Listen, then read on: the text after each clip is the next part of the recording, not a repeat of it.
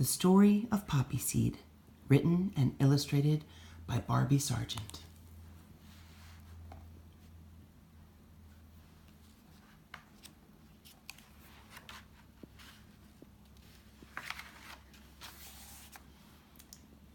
In a land far, far away, a tidy cottage once sat perched on a gentle slope called Poppyseed Hill. In the cottage lived a kindly old woman named Miss Kessie.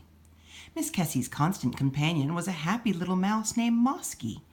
Miss Kessie loved Mosky, but she longed for other company. Sometimes she visited the old caretaker who lived at the bottom of the hill, but still Miss Kessie was lonely. The reason that Miss Kessie had no visitors was simple.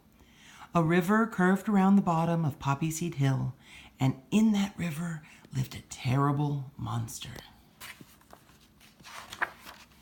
When people from the village on the other side of the river tried to row over to Poppyseed Hill, the monster grew very angry.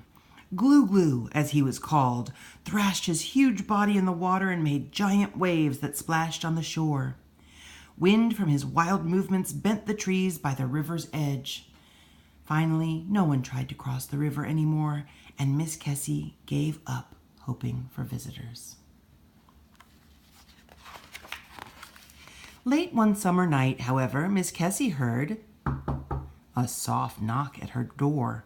When she opened it, she was astonished to see a beautiful little girl with coal-black eyes and a small band of tired little children behind her, and a little gray kitten, too.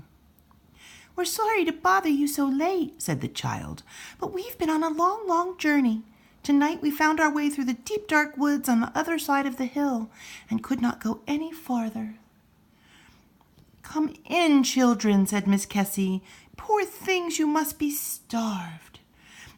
Miss Kessie did not really understand how the children had come to her door, but she did not question them. They were so tired they could not remember how their journey had begun or even what their names had been.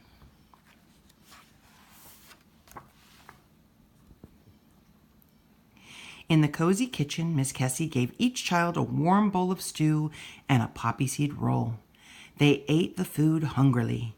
It was clear to Miss Kessie the children needed a home. "You are welcome to live here with me," she said. "I would like to have you stay."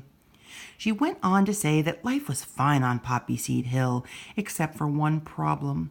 The problem was with Glue Glue Monster. The children answered that they wanted to live with Miss Kessie, in spite of the monster in the river. Hearing this, Miss Kessie was happier than she had been in a very long time. Then she decided the children needed names. What could Miss Kessie call them?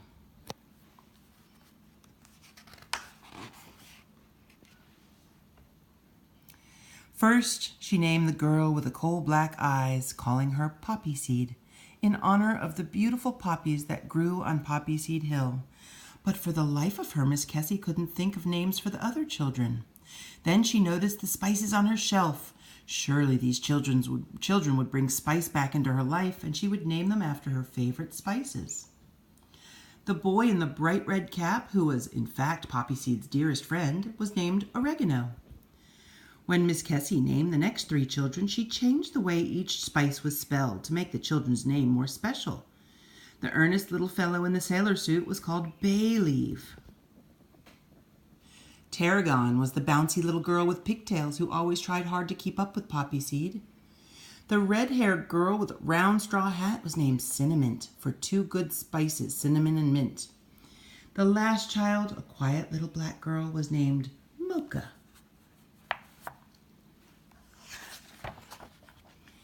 In the days that followed, Miss Kessie and the children lived happily together on Poppyseed Hill. Never did the children try and cross the river down below, for they remembered what Miss Kessie had told them, to stay away from Glue Glue Monster.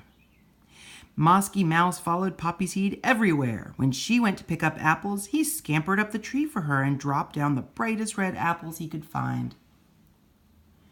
All of the children found ways to help Miss Kessie. Oregano chopped kindling for the stove. Bay Leaf fetched water at the pump. The others helped hang out and gather fresh flowers for the table.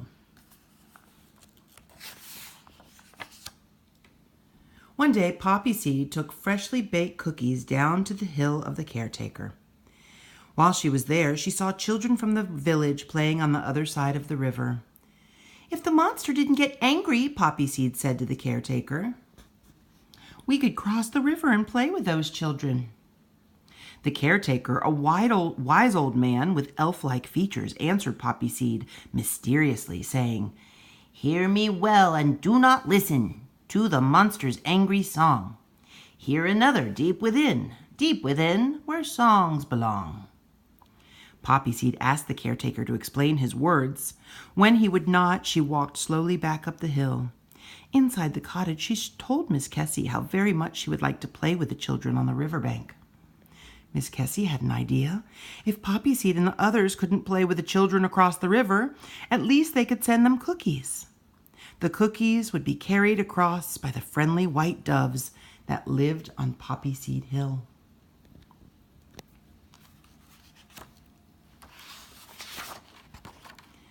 The beautiful doves were happy to help Miss Kessie and the children.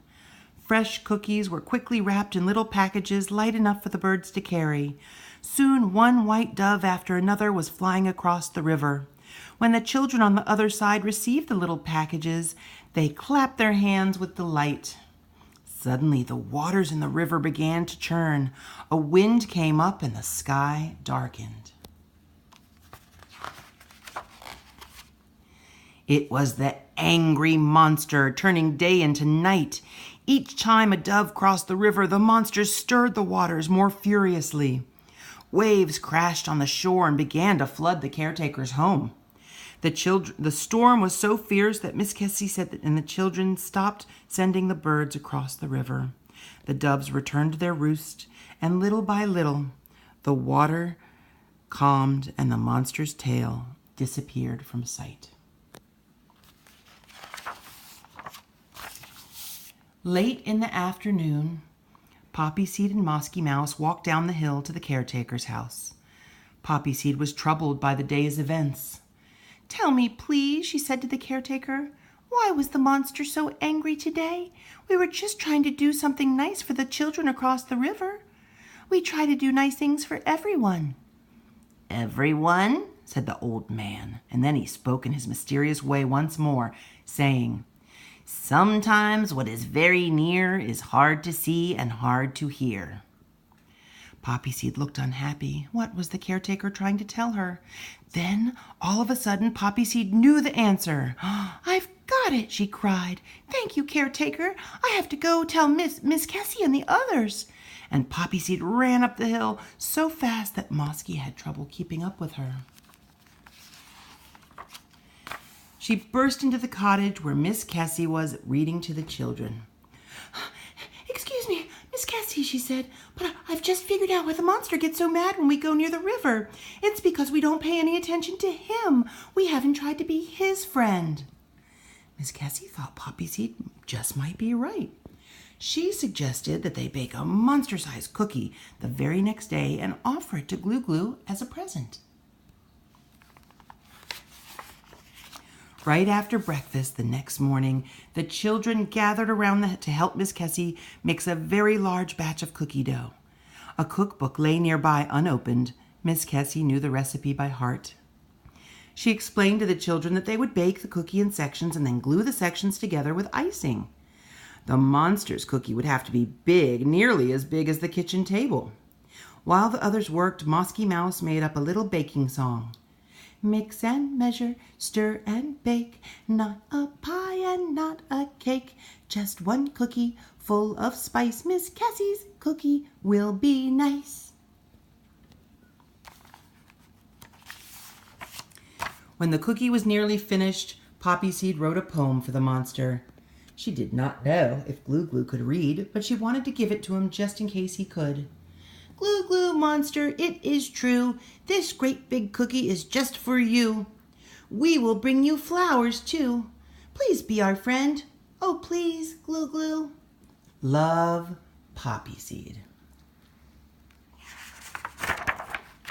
Then Poppyseed, Tarragon, and Mosky went down poppy-covered hillside and began to weave a crown of crimson flowers for the monster.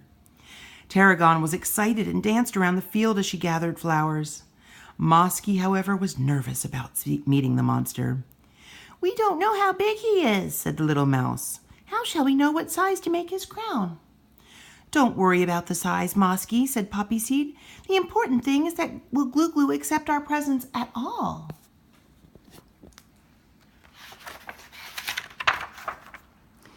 By the time the children started down the hill to the river with their gifts, it was late afternoon. All of them were a little afraid of meeting the monster. Miss Kessie came along to give the children courage.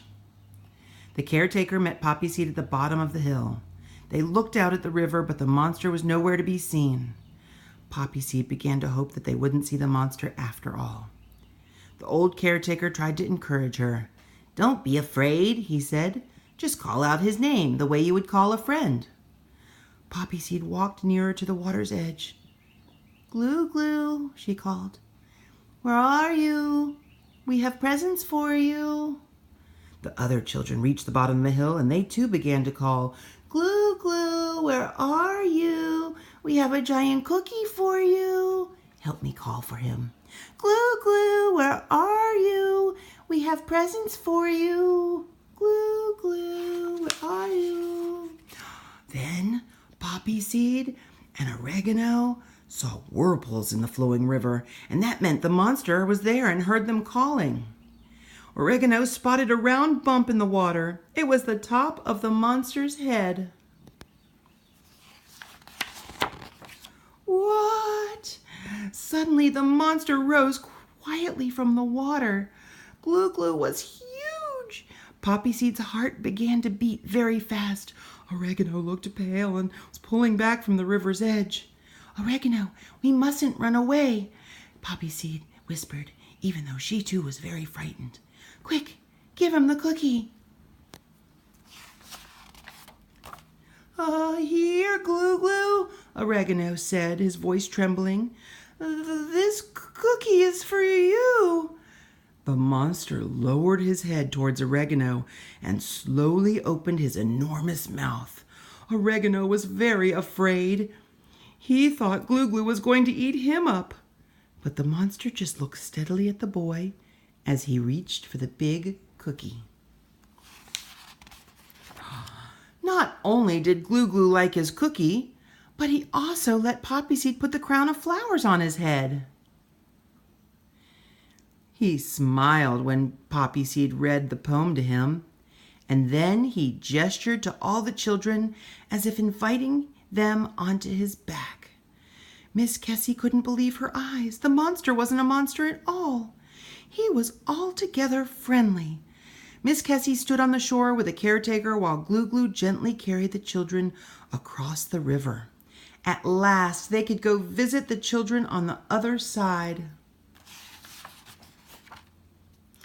Never again were Poppyseed and the others afraid of the monster.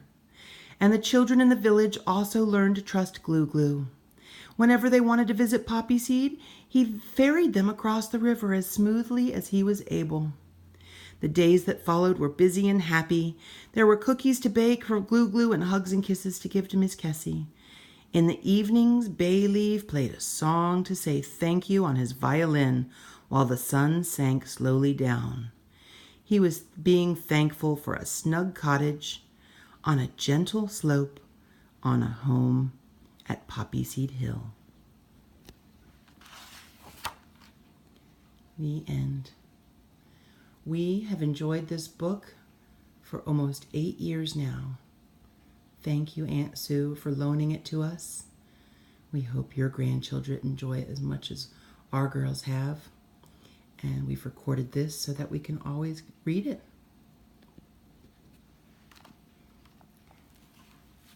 Glue Glue, where are you?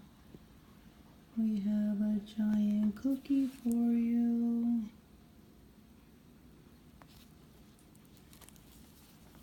The